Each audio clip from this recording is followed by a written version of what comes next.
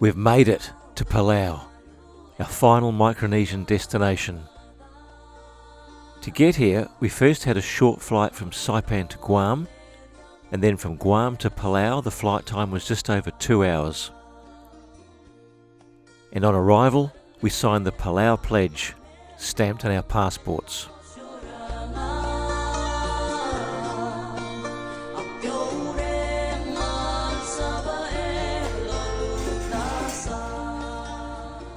And here's the view from our hotel, just on the outskirts of the main town of Koror. First up, we're going to check out the Japan-Palau Friendship Bridge, which joins the island of Koror to the largest island, Babeldaob.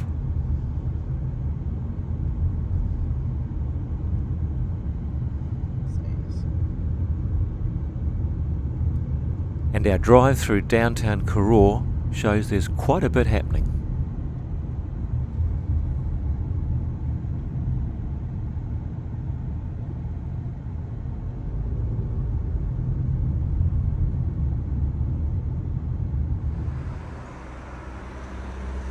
Here's where the local markets are located.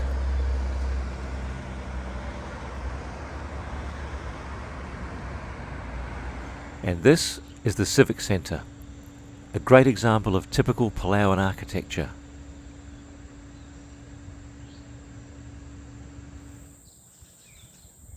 And nestled a bit off the main road is the Palau National Museum. Well worth a look.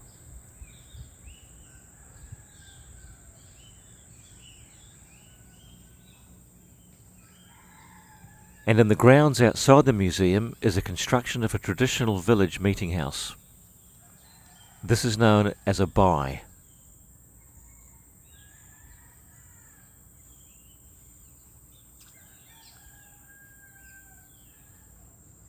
The original bai here was built in 1969 but sadly burned down in 1979. It wasn't rebuilt until the early 1990s. We'll go and visit a couple of actual bai on our travels.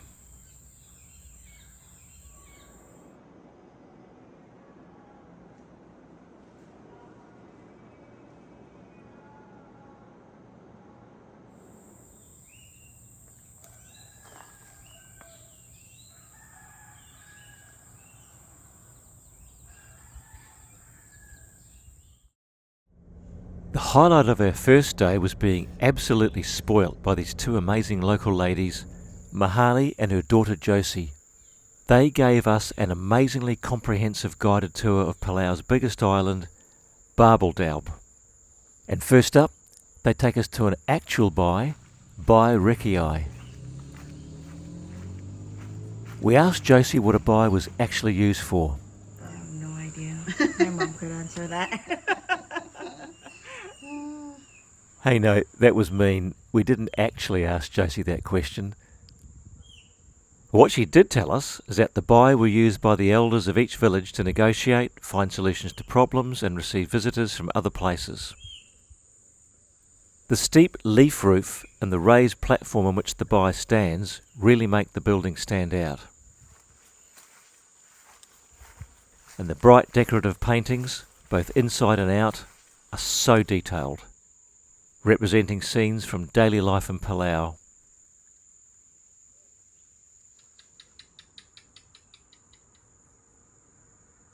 One more look inside and it's worth noting the two fireplaces which break up the expanse of the naturally polished hardwood floor.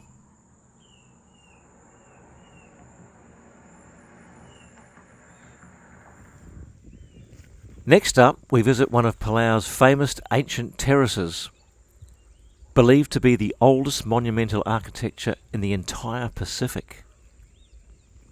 They're places where people lived, worked, farmed, buried their dead, and held rituals. The scale of work suggests a well-organised society, skilled in engineering and hydrology, using primitive tools 2,400 years ago. And this goes all the way out to the open ocean. Right. Yeah, I've seen crocodile only. They're really clear over here because They're able to use it again. They bring their boats in. Right. Yeah. So this is the salt water. It's a brackish water.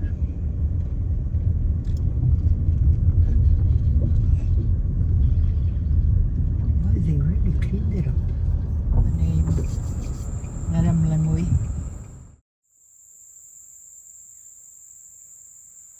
This site is actually an old pineapple plantation. It showcases remnants from the pre-war Japanese occupation on Palau.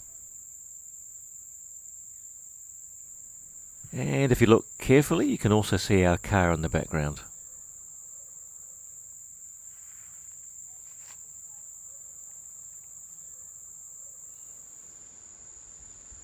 Okay, here we go.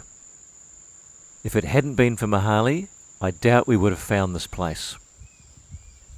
A Japanese World War II defence position with a coastal defence gun clearly showing a Japanese insignia.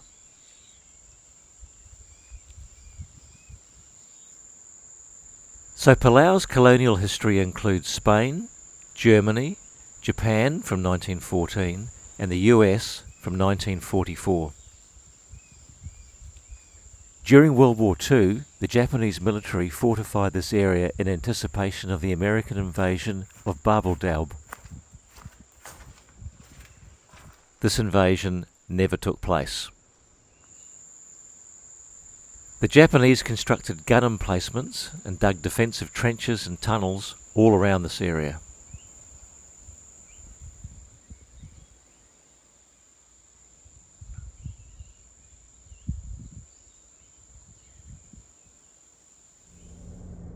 I'm not sure I can pronounce this village name. Is it Ngaremlingwe?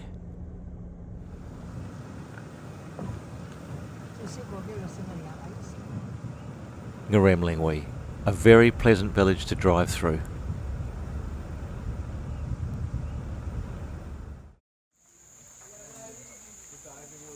I decided to take a short hike to one of Palau's best known waterfalls. At one time, you used to be able to get there via a train, but now you have to make the journey under your own steam.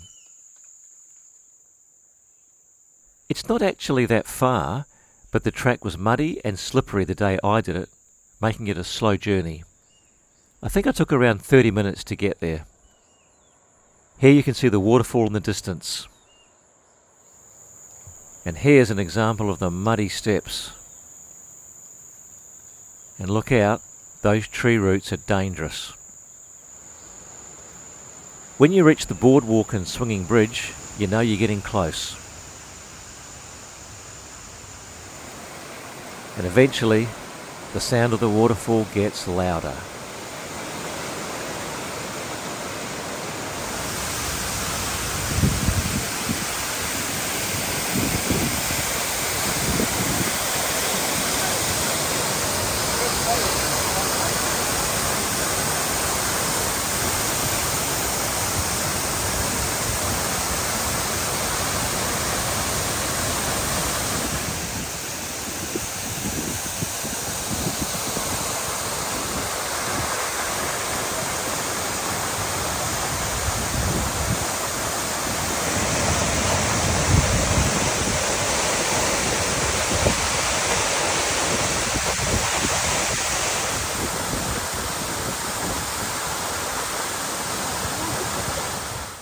Great views here as we reach the northern tip of the island.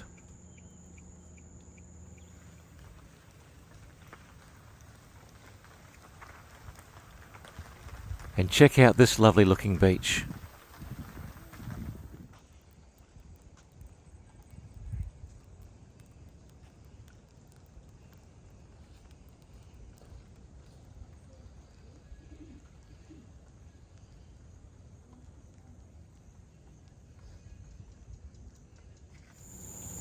And what sort of wood is that? Is that the mahogany? No, mahogany are too heavy to Right. use as a.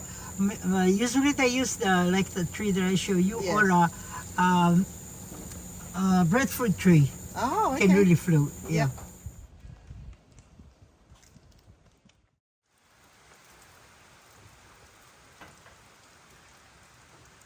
Right, We're now on the hunt for something down this trail.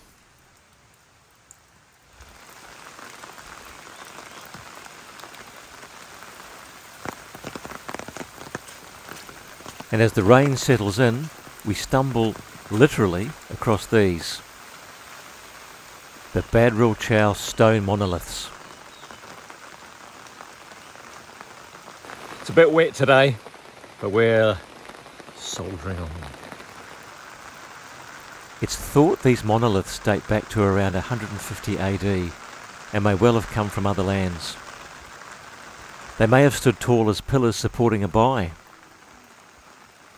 If this proves true, these monoliths could be the vestiges of the grandest buy ever constructed. We come here for lunch. Oh, nice. Over there. Local food? Yeah. Ah, yeah, they always have nice fresh fish. Oh, nice. They have a balcony outside. Lovely. Whatever you can see there. It's good. Right, heading down the east coast now, and we reach the state of Micronesia.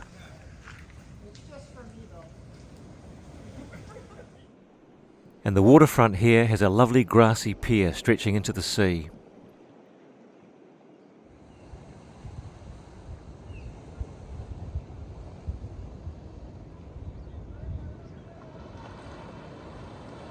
This is where Mahali's family is from.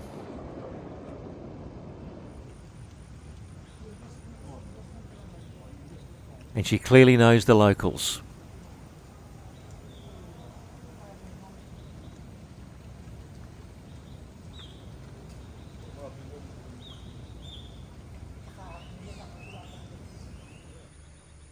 And Micronesia state has the area known as Koror, the country's capital and home to this amazing government complex, modelled very much on the US Capitol. The complex comprises the National Congress, Presidential Palace and Supreme Court.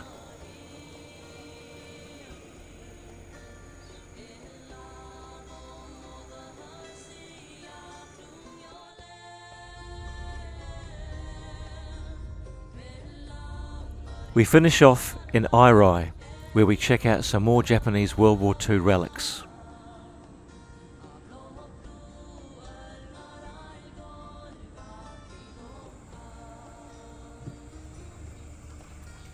And this is a Japanese communication centre that was a hub for the entirety of Palau, as well as nearby Yap, and possibly Guam and Saipan. From above, the building has a cross shape and resembles a church. We also visit one more buy, and this one is the oldest remaining traditional style buy in the country. So maybe we've left the best to last. Irai Buy. Magic.